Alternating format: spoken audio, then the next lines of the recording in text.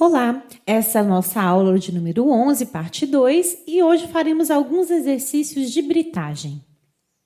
Esse é o nosso exercício 19 do livro Chaves Pinto, Teoria e Prática do Tratamento de Minérios, volume 3.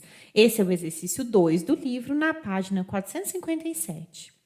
Reduzir um minério desde um topsize de 15,5 polegadas, vindos diretamente da mina, até um topsize de 8 mesh no produto. Quantos estágios de cominuição eu devo utilizar e qual a relação de redução recomendada para cada um deles? Bem, existem, pessoal, muitas soluções possíveis para esse exemplo, utilizando aí o mesmo raciocínio. Então, nós temos aí um valor máximo da partícula da alimentação e temos o valor máximo que nós desejamos, o valor máximo da partícula que nós desejamos no produto. Através deles, nós podemos calcular qual a redução de tamanho total desse nosso sistema de britagem. Então, vamos lá. F é o D80 da alimentação, que é 15,5 polegadas, que corresponde aí a 393,7 milímetros. P é o D80 do produto, ou seja, 8 mesh. Uma peneira de 8 mesh é uma abertura de 2,4 milímetros, certo? Então, quando eu saio de 393,7 milímetros e vou para 2,4 milímetros, a razão de redução, eu divido, então, o tamanho maior pelo menor, e eu sei, então, que eu vou reduzir o tamanho da partícula em 164 vezes. No entanto, não existe nenhum equipamento de britagem que consiga fazer essa redução em uma única etapa, certo? Então, o que nós vamos fazer aqui é sequenciar esse processo em mais de uma etapa. E se fôssemos fazer, então, em 2 etapas? Nós sabemos, por exemplo, que a britagem primária ela faz uma redução aí de cerca de 8 para 1. 8 vezes 8 dá 64, ou seja, 2 etapas também não seriam suficientes. Então, o que nós vamos fazer aqui? Nós vamos, então, propor uma solução possível, baseado aqui, nas razões de redução de cada etapa. Então, a nossa partícula de 397 milímetros, ela se encontra aqui na faixa de alimentação de uma britagem primária. Como nós sabemos que nós vamos precisar de pelo menos 3 etapas, o que nós vamos fazer, então? Eu vou propor uma solução. Eu saio, então, desse 15,5 polegadas e vou para um diâmetro de polegada inteiro, que seria aproximadamente 3 polegadas, que dá 5,2 de 3 polegadas. Fazendo essa razão de redução de 15,5 para 3, a gente tem aí na primeira etapa da britagem primária uma redução de 5,2. Na britagem secundária, então, eu vou pegar essa partícula de 3 polegadas e vou reduzir essa partícula para meia polegada. Assim, eu tenho uma razão de redução de 6. E na etapa de britagem terciária, eu saio, então, desse meio e vou aí para o 8 mesh, que é o que foi proposto aí, dando uma razão de redução de 5,3. Se nós multiplicarmos o 5,2, o 6 e o 5,3, nós vamos obter aí algo próximo dos 164, que é a razão de redução total do nosso sistema. Então, essa é apenas uma das soluções possíveis, mas nós poderíamos ter colocado razões de redução diferentes em cada etapa. Por que eu escolhi mais ou menos esses valores? Porque é mais fácil você projetar algo para um valor inteiro, e como a gente já sabe que vamos ter aí 3 etapas de britagem, nós podemos dividir essa razão de redução de uma forma mais ou menos igual entre essas etapas, para não sobrecarregar aí nenhuma das etapas. Ok? O exemplo 20 do mesmo livro, tá? É o exercício 5, na página 460. Qual a distribuição granulométrica fornecida por um britador de mandíbulas 6420 com abertura na posição fechada de 1,3 de polegada, operando num circuito aberto? Então, o que a gente sabe? A gente já sabe o modelo do britador. E nós também sabemos qual é a APF, ou seja, abertura na posição fechada, certo? Sabemos também que ele opera num circuito aberto. Então, nós vamos agora procurar um catálogo e pegar esse britador desse modelo para um circuito aberto. Isso está pedindo, então, a distribuição granulométrica. Mas a primeira coisa que nós precisamos é encontrar quem é a APA. Afinal de contas, o gráfico da distribuição granulométrica do britador de mandíbulas, ele se encontra em função da APA. A APA é a soma do APF, da abertura na posição fechada, mais o movimento do queixo. E esse movimento do queixo, a gente pega onde essa informação? No catálogo. Na tabela de seleção, então, do modelo. Então, aqui na tabela de seleção do modelo de britadores primários de mandíbula para circuito aberto, nós vamos pegar aqui, então, o nosso modelo, que é o 6240, certo? Ele tem aqui um movimento de mandíbula de 3/4 de polegada, ok? Assim, nós podemos agora calcular a APA, que é, então, o APF, que é 1 3/4, como foi dado, mais o movimento do queixo, que é 3/4, e a gente tem aí uma APA de 2,5 polegadas. Com esse valor da APA, agora nós podemos ir no gráfico da distribuição granulométrica para esse britador, e nós podemos, então, selecionar qual é a curva relativa a esse valor de APA, e encontrarmos aí a distribuição granulométrica. Então, esse aqui é o gráfico para um britador de mandíbulas com um circuito aqui aberto, certo? Então, a primeira coisa que nós temos que fazer aqui, ó, pessoal, estão os valores da APA. Então, nós vamos agora selecionar quem é a APA de 2,5, ó, tá aqui, ó, 2,5 polegadas, eu marquei de azul para nós. E agora nós vamos ler quanto de material passante a gente tem para cada diâmetro de referência. Então, eu sei, por exemplo, que aqui, ó, 98,8%, está no 3 polegadas e 1/4. Então, eu sei, por exemplo, que todas as partículas, ou seja, 100% das partículas passariam, por exemplo, numa peneira de 4 polegadas.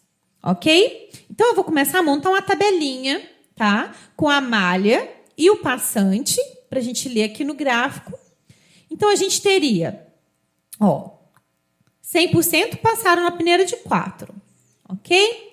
Na peneira de 2 polegadas, ó, passaria 70, ok? 70% passaria. Isso significa que na peneira de 2 ficou retido 30%, certo? Então, 100 menos 70 ficou retido na peneira de 2, 30%. Agora, para uma peneira de 1, por exemplo, eu teria aqui 1, né? E eu sei, então, que cerca de mais ou menos 38% das partículas passam nessa peneira. Então, 100 menos 30 menos 38, eu tenho aí 32. Ou seja, nessa peneira de 1 polegada, ficou retido 32% da massa do meu produto.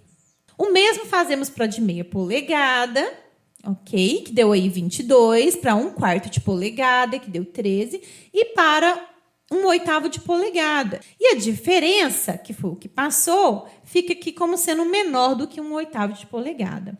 A gente tem, então, os diâmetros e a gente tem as porcentagens de passante e a gente tem também a massa que ficaria retida em cada um desses tamanhos, né, dessa faixa de tamanhos. Então, aqui, por exemplo, nessa peneira de 2, eu teria partículas entre 4 e 2 milímetros. Nessa peneira de 1, eu tenho partículas entre 2 e 1 milímetros, que correspondem a 32% do meu produto, ok? Por exemplo, se eu tivesse uma vazão de 100 toneladas por hora na alimentação, então significa que no meu produto eu teria uma vazão de 100 vezes 32%, que daria aí 32 toneladas nessa faixa de diâmetro entre 2 e 1 polegada, ok? Temos assim, então, a nossa distribuição granulométrica como foi pedido. O exemplo 21, do mesmo livro, o exemplo 11, está na página 463. Escolher um britador primário para dolomita com um top size de 24 centímetros e uma vazão de alimentação de 9,3 toneladas por hora, operando com uma APA de 1 3/4 e a densidade do material é 1,6 toneladas por metro cúbico. Então, a primeira coisa é calcular aí a condição de recepção desse material. Ou seja, tenho que garantir que vou selecionar um britador que tenha uma boca de abertura capaz de receber, então, o meu material. Então, eu vou utilizar aí, né, vou calcular, então, o gap, que a gente chamou aqui de A, que é o tamanho da maior partícula da alimentação, dividida aí por 0,8. que deu 30 centímetros. 30 centímetros corresponde aí a 11,8 polegadas. Um segundo critério é selecionar se essa vazão está alta ou está baixa, ou seja, se eu vou direcionar ou para o britador de mandíbulas ou para o britador giratório, calculando, então, o X pelo critério de Taggart. Então, a gente tem aqui o C, em toneladas por hora, dividido pelo gap ao quadrado, sendo que o gap tem que estar em polegadas, ok? Então, nós temos aí 9,3, que é a nossa capacidade, dividido pelo 11,8 ao quadrado, e deu 0,065. Esse valor é menor que o valor de referência de 0,115. Ou seja, nós escolhemos, então, um britador de mandíbulas, porque essa vazão é considerada baixa. A terceira coisa que nós precisamos fazer agora é calcular o APF, porque foi nos dado apenas a APA, ok? Para isso, nós precisamos, então, pessoal, olhar na tabela. Então, aqui nós temos as tabelas de britadores primários de mandíbula para o circuito aberto. Nós sabemos que a APA é 1 3/4. Então, uma opção possível seria se eu pegasse uma PF de 1 polegada para um movimento de queixo de 3/4. Então, nós já sabemos aqui que, para uma APA de 1 3/4, aqueles equipamentos que nós olhamos com movimento de mandíbula de 3/4 vai nos dar uma PF de 1 polegada, certo? Pensando, então, nessas condições de processo, lá daquela tabela, a gente viu aí alguns equipamentos, né, do britador 4230 até o 6240, eles atendem essa condição aí da APA.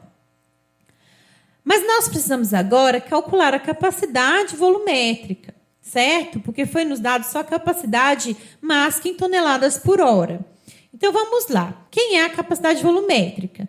Nós temos aqui esse 1,5, que é relativo ao fator de serviço, uma vez que o britador ele opera de forma descontínua, ok? Então, eu tenho 1,5 vezes, e eu preciso agora multiplicar por essa vazão volumétrica. Como que a gente faz isso? Como que a gente relaciona massa com volume? Através da densidade. Então, aqui, se eu pegar a capacidade mássica e dividir pela densidade, ó, essa tonelada corta com essa, e vai sobrar aqui, então, metros cúbicos por hora, da forma como a gente precisa, ok? Então, a capacidade volumétrica de trabalho é cerca de 8,7 metros cúbicos por hora. Agora, a gente pode voltar lá na tabela e ver, por exemplo, qual desses modelos que tem uma capacidade nessa faixa. A gente pode ver aqui que essa faixa de 8,7 estaria aí no 42,30, ok? Mas esses outros aqui atenderiam? Sim, mas eles estariam, na verdade, superestimados para o serviço que eu quero fazer. Ele consegue fazer aí até 22 metros cúbicos por hora, mas eu só precisaria fazer 9, ok? Então, daria para trabalhar com 6240? Daria. Então, assim, a gente pode concluir que ambos esses dois britadores atenderiam aí a nossa condição proposta de trabalho. Esse exemplo, o exemplo 22, ele é a continuação do exemplo anterior, em que foram dadas mais informações sobre a condição real de trabalho desse britador. Por quê? A gente viu que a gente não pode olhar só a quantidade em toneladas por hora que a gente quer tratar, mas e sim a gente tem que olhar também as condições de recepção desse material, se esse material está úmido, se esse material contém argila, qual é o índice de trabalho dele, por exemplo. Então, vamos lá. O que aconteceria, então, com a capacidade desse britador, que a gente acabou de calcular, se o material estivesse, então, com uma umidade de 5%, contendo aí 5% de argila, o seu WI de trabalho é 10 kWh por tonelada curta e 32% da alimentação é menor do que 7/8 de polegada. Aqui o livro indicou para usar o modelo 6240. Então aqui eu fiz um resumo dos nossos dados. Então a capacidade nominal desse modelo 6240 ela está entre 17 e 22 metros cúbicos por hora, o que daria aí uma vazão volumétrica média de capacidade nominal de 19,5 metros cúbicos por hora. Todas essas circunstâncias elas afetam aí o desempenho do nosso britador, tá? Então, vamos lá. A primeira coisa que nós vamos olhar aqui é o fator A. O fator A é aquele que leva em conta a densidade do nosso material. Como a densidade do material já é a de referência, que é 1,6, o valor aqui do A, do fator A, é igual a 1, tá? Porque a vazão aqui já está em metros cúbicos por hora e a densidade era 1,6 toneladas por metro cúbico. O fator B, que leva em conta o índice de trabalho, nós podemos olhar, então, naquela tabela 6 e verificar aí o valor do índice de trabalho. Então, nós temos a tabela 6, foi falado que o índice de trabalho é 10, então a gente tira aqui um fator B de 1,15. Ou seja, eu tenho um ganho na capacidade de cerca de 15%, porque esse material ele é mais fácil de britar do que o material de referência. Agora, o nosso fator C, que leva em conta o tamanho de finos na alimentação. Então, foi falado que nós temos 32% de finos menores do que 7/8 na alimentação, certo?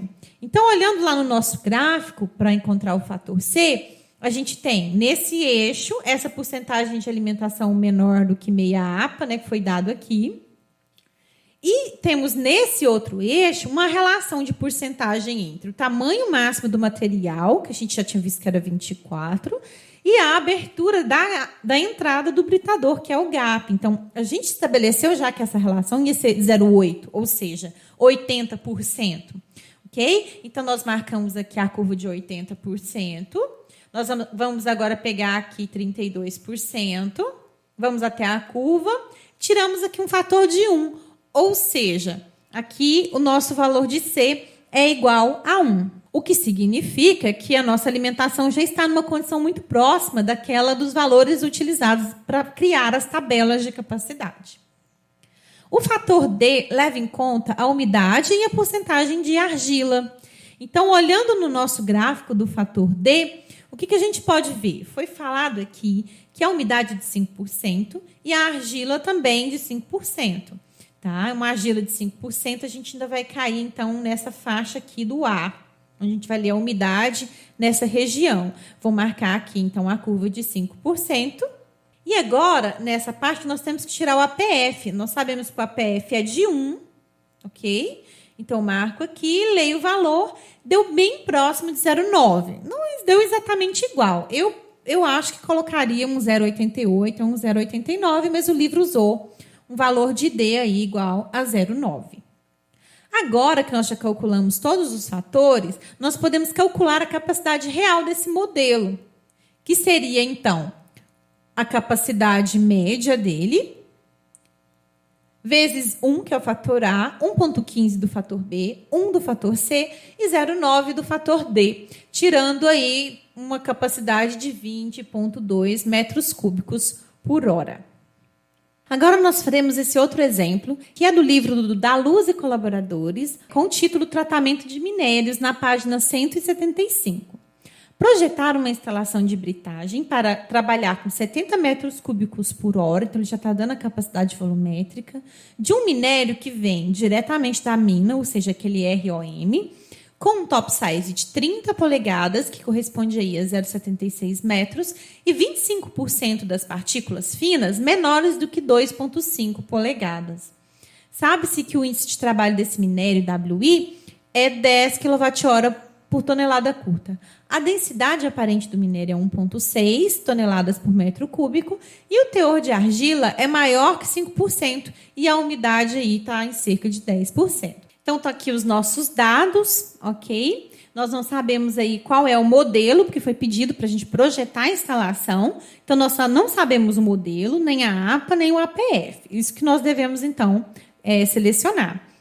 A primeira coisa que nós temos que fazer, então, é calcular a condição de recepção, garantir, então, que o gap, a abertura do britador, vai conseguir receber minha maior partícula. Então, o gap, o A, é a 30 polegadas dividido por 0,8, que dá aí cerca de 37,5 polegadas, ok? Calculando agora pelo critério de Taggart, se essa vazão é alta ou baixa, para a gente poder selecionar o tipo de britador. X, então, é a capacidade em toneladas por hora dividido pelo gap ao quadrado.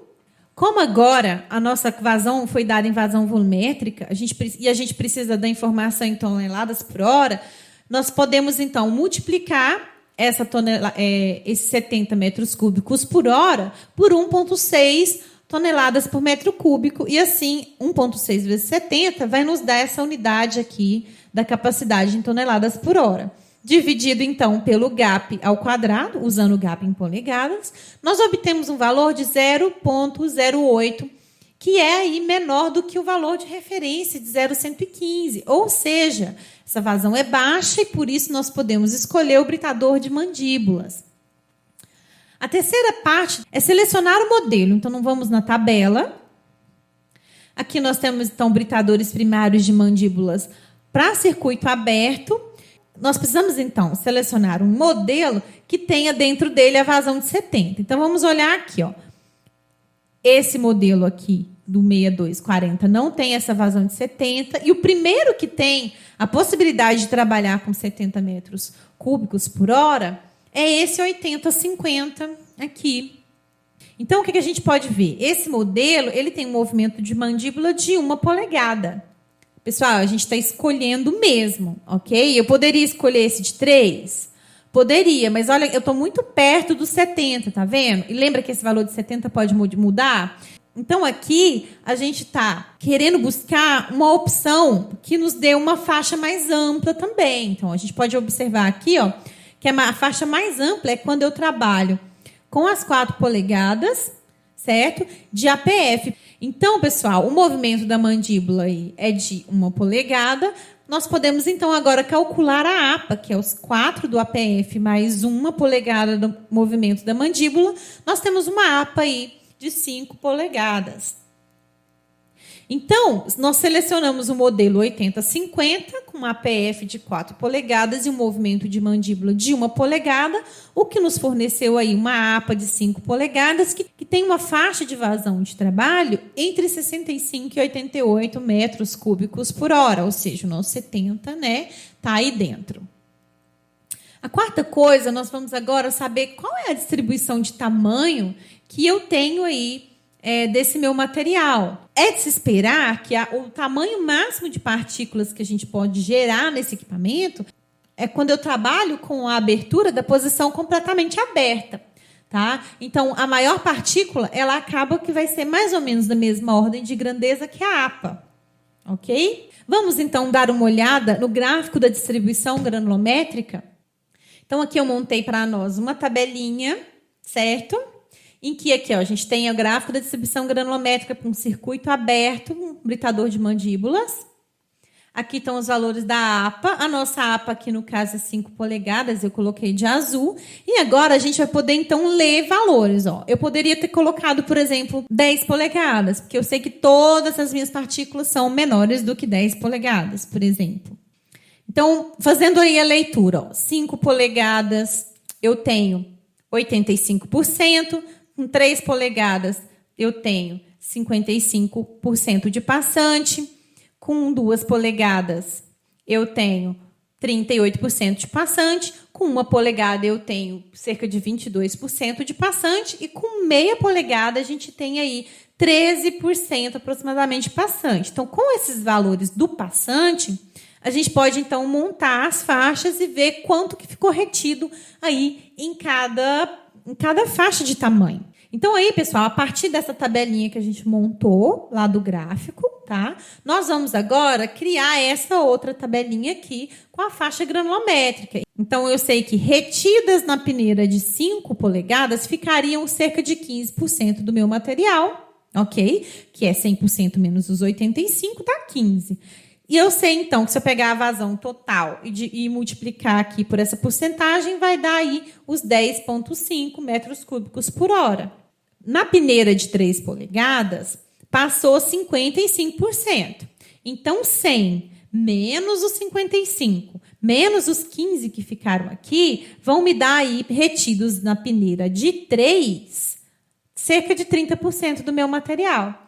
30 vezes os 70 metros cúbicos por hora, 30%, daria 21 metros cúbicos por hora de partículas nessa faixa, entre 3,5 polegadas, ok? Então, a gente faz isso para todos, até chegar aqui no final, em que eu sei que